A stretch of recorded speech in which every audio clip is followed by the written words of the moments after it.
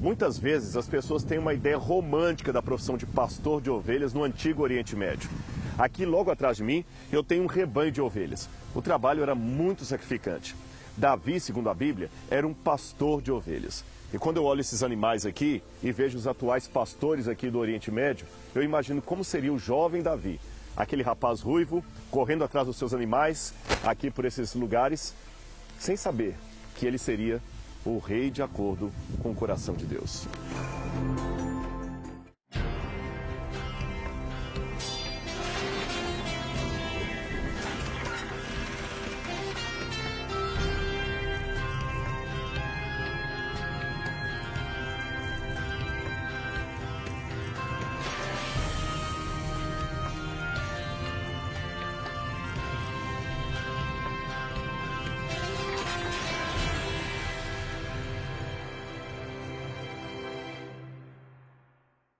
Por muitos e muitos anos, os críticos da Bíblia insistiam em dizer que Davi, um dos seus principais personagens, não existiu. Ele seria uma lenda produzida pelos escritores da Bíblia, alguém semelhante a Robin Hood ou Peter Pan. Será isso verdade? Certa vez, num congresso realizado na Universidade de Tübingen, na Alemanha, uma das mais fortes opositoras à historicidade da Bíblia, um acadêmico usou a suposta não existência de Davi para negar a própria existência de Jesus. Afinal, concluiu ele, se o avô é uma lenda, por que o neto, isto é, o descendente, seria real?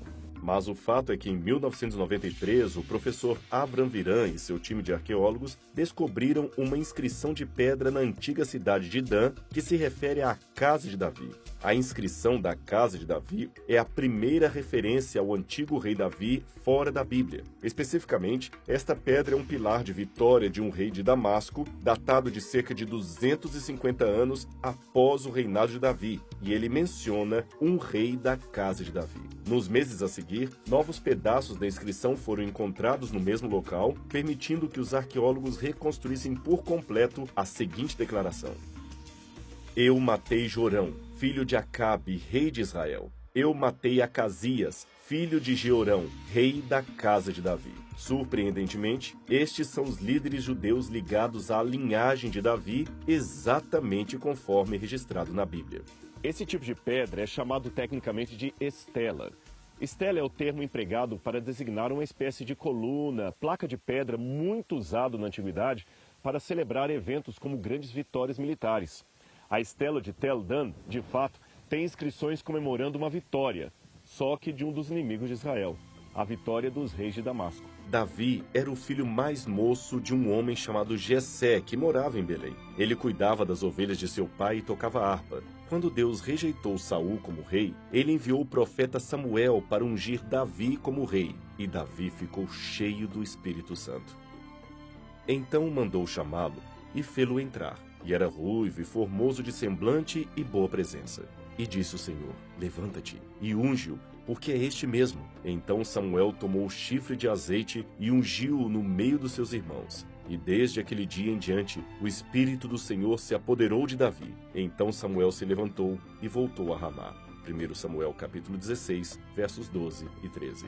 Mais tarde, Davi foi trabalhar para o rei Saul como escudeiro e tocando harpa. Quando os filisteus atacaram Israel, Davi derrotou o gigante Golias e se tornou um guerreiro famoso e muito popular. Essa é outra história famosa da Bíblia e pelos dados que temos do texto sagrado, ela ocorreu exatamente aqui onde eu estou nesse momento. Os filisteus juntaram suas forças para a guerra e se reuniram em Socó de Judá e acamparam em Éfes-Damim, entre Socó e Azeca. 1 Samuel 17, verso 1. Então aqui é o Vale do Elá. Você pode notar que é um lugar bem plano. Lá à frente, aquela montanha que você vê, seria Socó.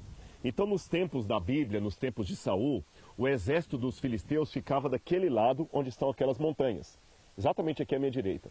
À minha esquerda, do lado de cá, nessas outras montanhas, ficavam os israelitas. Então o exército israelita de um lado, exército filisteu do outro, e aqui no meio, nesse vale, seria o local onde houve a batalha entre Davi e Golias. Golias era um guerreiro dos filisteus conhecido por seu tamanho muito grande. Ele tinha quase 3 metros de altura. Sua armadura, muito pesada, cobria quase todos os pontos fracos e ele estava armado com uma lança, um dardo e uma espada. Seu equipamento era feito de bronze, um metal muito bom para criar armas e que pouca gente sabia usar naquela época. Ele usava um capacete de bronze e vestia uma couraça de escamas de bronze que pesava 60 quilos. Nas pernas usava caneleiras de bronze e tinha um dardo de bronze pendurado nas costas. A haste de sua lança era parecida com uma lançadeira de tecelão e sua ponta de ferro pesava 7 quilos e 200 gramas. Seu escudeiro ia à frente dele. 1 Samuel 17, 5-7. Quando os filisteus se ajuntaram para batalhar contra os israelitas, os dois exércitos se acamparam aqui, como eu falei com você, cada um numa colina. E o lugar dessa batalha, que é onde estamos, ainda é conhecido até hoje pelo mesmo nome que está na Bíblia, o Vale de Elá. Porém Saul e os homens de Israel se ajuntaram no Vale de Elá e lá ordenaram a batalha contra os filisteus. 1 Samuel 17, verso 2. Aqui fica muito fácil imaginar o cenário bíblico. Os filisteus de um lado, os israelitas do outro, cada um numa colina.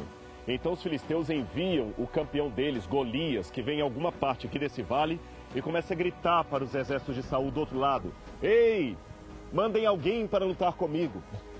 Como a imagem da Bíblia fica clara quando estamos no local onde aquilo aconteceu. Mesmo não cumprindo o acordo de se renderem ao vencedor, o exército do campeão que perdesse, é claro, ficaria desmoralizado e também perderia a batalha. Mas, antes de continuar a nossa história, é importante responder uma pergunta. Quem foram, afinal, os filisteus? Os filisteus eram um povo vizinho e inimigo de Israel que lutavam muito com os hebreus. A história diz que os filisteus desapareceram depois de serem conquistados pelo Império da Babilônia. Os filisteus se instalaram na terra de Canaã, junto ao mar Mediterrâneo, depois que tentaram invadir o Egito sem sucesso. Eles então construíram 5 cidades principais: Asdod, Gaza, Askelon, Gat e Ecrom. Cada cidade independente e que tinha um rei próprio, mas na época da guerra, as 5 se uniam. Durante muito tempo, os filisteus foram o povo mais poderoso de Canaã. Isto porque eles eram os únicos que sabiam criar armas de ferro. Aliás, armas muito melhores para a batalha do que as armas de bronze. Além disso, a manipulação do ferro permitia aos filisteus fabricar outros utensílios, como machado, foice, ferramentas de arado. E os hebreus, é claro, ficavam até economicamente dependentes deles.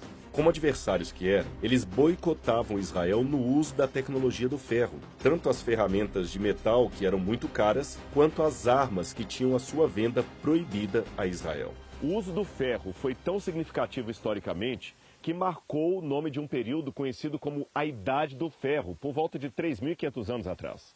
Aliás, até as profecias de Daniel fazem menção do poderio do ferro. Veja.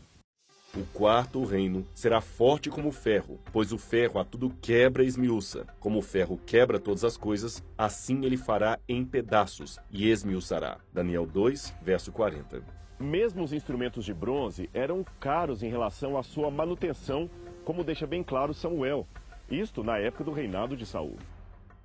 Ora, em toda a terra de Israel nenhum ferreiro se achava, porque os filisteus tinham dito para que os hebreus não façam espada nem lança, pelo que todo Israel tinha de descer aos filisteus para amolar a relha do seu arado e a sua enxada e o seu machado e a sua foice. Os filisteus cobravam dos israelitas 2/3 de um ciclo para amolar os fios das relhas, das enxadas, e 1/3 de um ciclo para amolar machados e agulhadas. Sucedeu que no dia da peleja não se achou nem espada, nem lança na mão de nenhum do povo que estava com Saul e com Jonatas, porém se acharam com Saul e com Jonatas, seu filho. Saiu então a guarnição dos filisteus ao desfiladeiro de Micmas. 1 Samuel 13, 19-22. Os indícios do domínio das forjas de ferro e outros achados arqueológicos contradizem a noção que a tradição construiu acerca dos filisteus, o que é compreensível pela inimizade entre eles, os hebreus, a de que eles eram um povo sem cultura e praticamente selvagem. As referências a ferro do norte na Bíblia mostram esse ferro como um objeto estrangeiro ou estranho para os hebreus. pode alguém quebrar o ferro do norte ou o aço? Jeremias 15, verso 12. Mas note que mesmo não sendo um povo sem cultura, mas altamente sofisticado, isto não impediu os filisteus de se tornarem matadores impiedosos. Só para você ter uma noção do poder bélico dos filisteus, veja algumas armas que eles produziam. Lanças, feitas de madeira com ponta de ferro, pesavam até 7 quilos e eram empregadas de duas maneiras. Sobre o carro de guerra, serviam para derrubar os cavalos das carruagens inimigas. Contra os soldados a pé, podiam ser arremessadas ou usadas a curta distância. Espada. Era feita de ferro, com cerca de 70 centímetros de comprimento e afiada dos dois lados da lâmina. Arco e flecha. Em manobras de ataque, os arqueiros davam cobertura à linha de frente. Lançadas em grande quantidade, eram capazes de dizimar uma infantaria inteira. Armadura. Embora dominassem técnicas de fundição, os filisteus, ou boa parte de seus soldados, usavam armaduras de couro. A cabeça era protegida por um capacete leve, ornamentado e feito de bronze. Escudo. Os filisteus preferiam aquele em forma de círculo, que proporcionava mais agilidade se comparado ao modelo pesadão e retangular adotado por outros povos. Era de madeira e reforçado com ferro. Quando os hebreus conquistaram Canaã, não conseguiram expulsar os filisteus. Os filisteus tiveram muitos anos em conflito com os hebreus. No tempo dos juízes, quando Israel ainda não tinha rei, os filisteus muitas vezes conseguiram derrotar os israelitas. Quando Sansão se tornou adulto, os israelitas estavam debaixo do domínio dos filisteus. Sansão se casou com uma mulher dos filisteus, mas entrou em conflito com eles e matou muitos ao longo de sua vida. Anos mais tarde, quando o profeta Samuel ainda era jovem, os filisteus derrotaram os israelitas e levaram a Arca da Aliança consigo. Eles colocaram a arca no templo do seu deus Dagom, mas a estátua de Dagom caiu e se partiu diante da arca. 1 Samuel 5, versos 1 a 4. Os filisteus foram atacados por uma praga de tumores e então decidiram devolver a Arca da Aliança a Israel junto com uma oferta.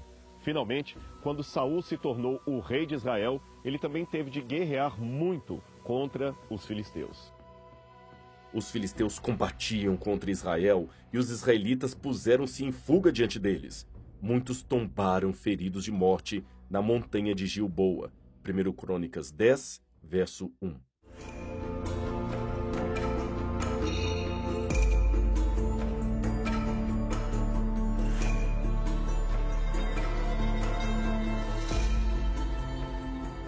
O que chamou a atenção dos arqueólogos é que quando eles descobriram os assentamentos do lado de cá e escavaram especialmente perto da cozinha, não acharam nenhum osso de porco sequer. Porém, quando escavaram do outro lado, no assentamento filisteu, muitos ossos de porcos foram encontrados junto à cozinha. Isto mostra uma diferença de alimentação de dieta entre a cozinha dos filisteus e dos hebreus. Os de lá comiam porco, os de cá não. Então nós estamos aqui justamente na divisa dos dois poderes. Aqui à minha direita ficavam as 5 cidades principais dos filisteus e aqui o acampamento dos hebreus. De acordo com o texto bíblico, nenhum homem de Israel arriscava vir aqui batalhar contra Golias. Ele era muito grande, muito forte. Quem queria arriscar? Nem mesmo Saul, que era o mais forte dentre eles, arriscou sua própria vida. Golias ficou aqui durante 40 dias desafiando o exército dos hebreus. Davi era um pastor de ovelhas. Seus 3 irmãos mais velhos estavam no exército de Saul e seu pai, já idoso, queria saber notícias deles. Ele então envia o seu caçula para ver se os outros irmãos estão bem. Você se lembra? Os outros irmãos de Davi estavam lá em cima, junto com o exército de Saul. Quando Davi chegou lá para ver se seus irmãos estavam bem e escutou o gigante Golias daqui de baixo com arrogância, gritando e desafiando o exército de Israel, ele ficou indignado e decidiu lutar contra o gigante. O rei Saul ouviu que Davi queria enfrentar Golias e o chamou à sua presença. Ele viu que Davi era jovem e sem experiência como guerreiro e não acreditou que ele poderia sobreviver. Mas Davi explicou que ele já havia lutado com leões e ursos enquanto protegia suas ovelhas. E ele acreditava que Deus também poderia dar-lhe o poder para vencer Golias. Vendo a confiança de Davi, Saul lhe deu a sua própria armadura para se proteger com ela. Mas Davi mal conseguia andar com tudo aquilo. Davi decidiu levar apenas o seu cajado e 5 pedras lisas além da sua tiradeira. Sem proteção alguma, ele foi enfrentar o gigante. Ainda é possível ver o ribeiro, aquele riozinho, do qual Davi tirou as suas 5 pedrinhas para batalhar contra o gigante Golias.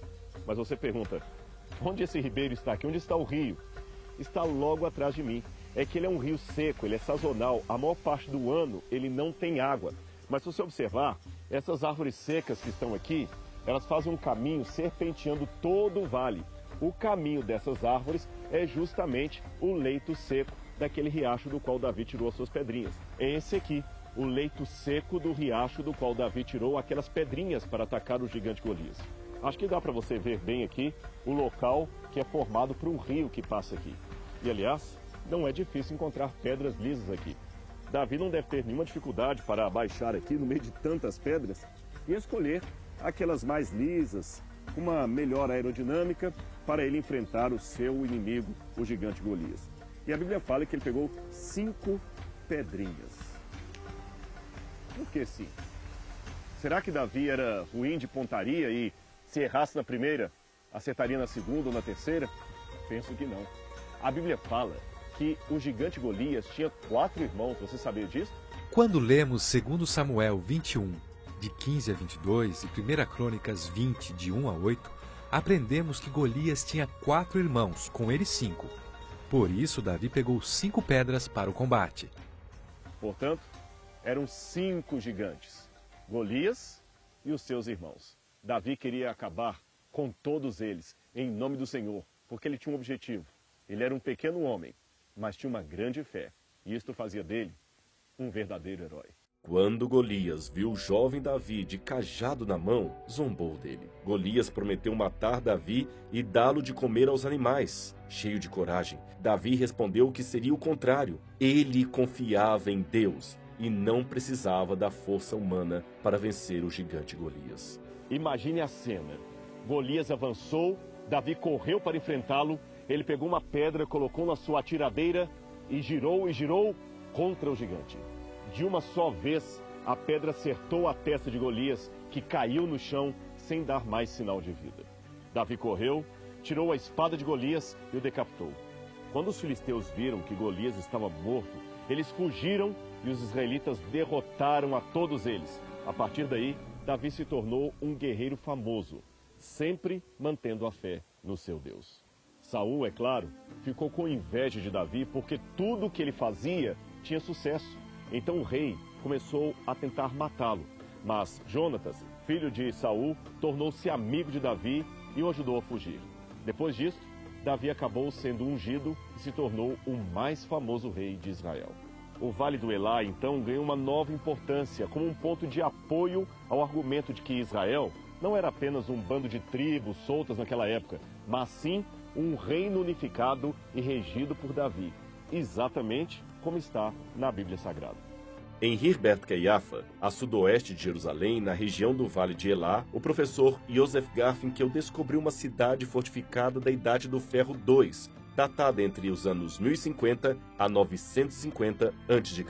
A descoberta das fortificações demonstraram que o relato bíblico estava certo. A região pertencia a Israel durante a monarquia unida, que começou na Segunda Era do Ferro. Vamos, portanto, conhecer essa cidade. As pesquisas arqueológicas em torno do Vale do Elá têm revelado coisas que realmente confirmam a veracidade dos relatos bíblicos, especialmente em relação aos reinos de Davi e Saul.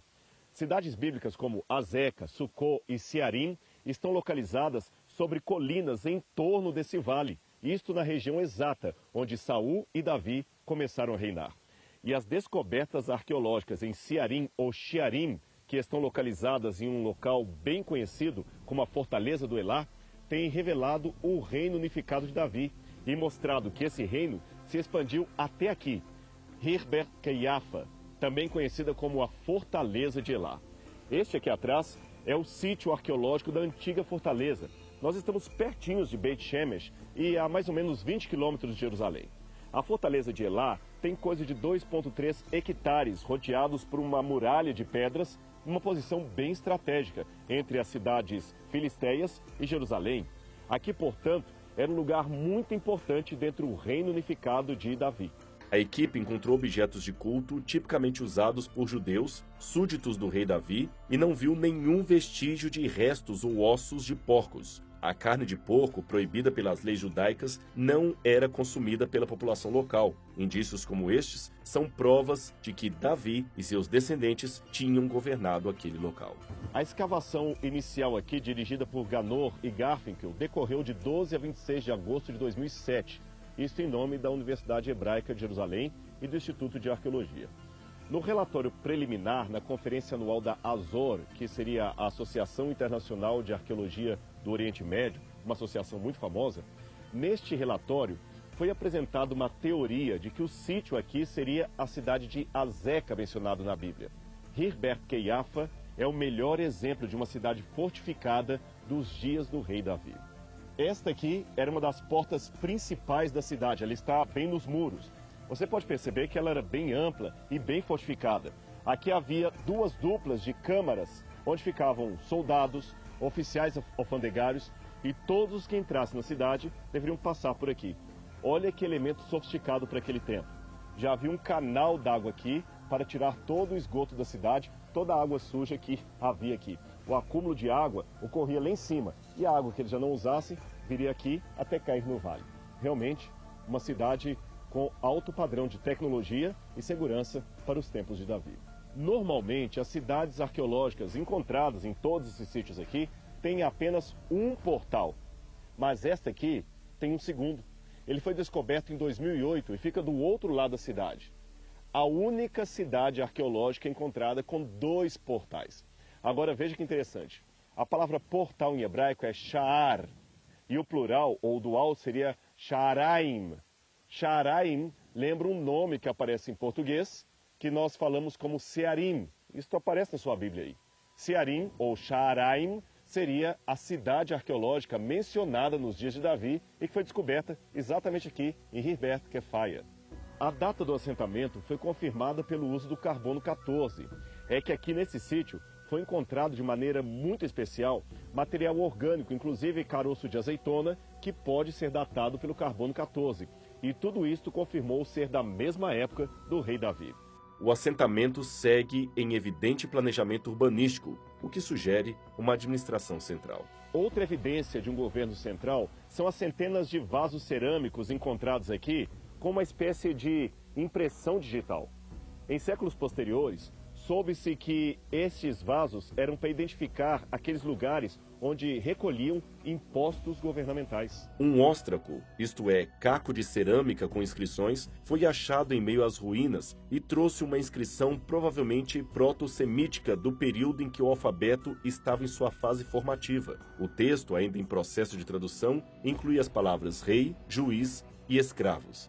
Incluídas também estão 3 grandes salas que serviam de santuários, e a sua arquitetura parece corresponder muito à descrição bíblica de um local para cerimônias religiosas da época do rei Davi. A tradição bíblica apresenta o povo de Israel como tendo um culto religioso diferente de todos os outros do Antigo Oriente Médio. Israel, você se lembra, era monoteísta e por isso não havia ícones, por causa da proibição de Deus da representação de imagens humanas ou de animais. No entanto, não está claro quando essas práticas foram formuladas e se de fato durante o tempo da monarquia, isto é, do século X ao século VI a.C., ou se somente mais tarde, no período persa ou helenista. A ausência de imagens ou seres humanos aqui nesse santuário fornece evidência de que os habitantes dessa cidade praticavam um culto diferente dos cananeus ou dos vizinhos filisteus, um culto que não tinha imagens de escultura em sua liturgia. Os 3 santuários são parte de uma complexa construção maior. Neste aspecto, os habitantes do local eram diferentes dos cananeus ou filisteus, que praticavam a sua religião em templos, edifícios separados, dedicados apenas para rituais. A tradição bíblica descreve esse fenômeno no tempo de Davi. Ele trouxe a Arca de Deus de uma casa particular em Kiriat Jearim e colocou-a em Jerusalém, em uma casa particular. O desenho meticuloso corresponde às descrições do palácio e do Templo de Salomão descritos na Bíblia. O santuário de argila é decorado por uma fachada bem elaborada, incluindo 2 leões, 2 pilares de guarda, uma porta principal, vigas no telhado, tecido dobrado e 3 pássaros que estão no telhado. 2 desses elementos são descritos no Templo de Salomão. Os 2 pilares, Iarim e Boaz, e os têxteis, os Parohet. Dessas 2 caixas, em particular a de pedra, poderia ser um protótipo do Templo de Salomão que ainda seria construído depois daquele tempo. São muitas perguntas ainda, muitas questões em aberto, mas o pouco que foi escavado já nos ajuda a recontar a história bíblica, deixando que as pedras também falem, deem o seu depoimento, que nos ajudam a contextualizar a passagem da Bíblia e também a confirmar a veracidade histórica da Bíblia Sagrada. Eu espero muito que você tenha gostado do programa Evidências de hoje, mas não esqueça, nós temos outro encontro semana que vem aqui na sua TV Novo Tempo, o canal da Esperança. Até lá!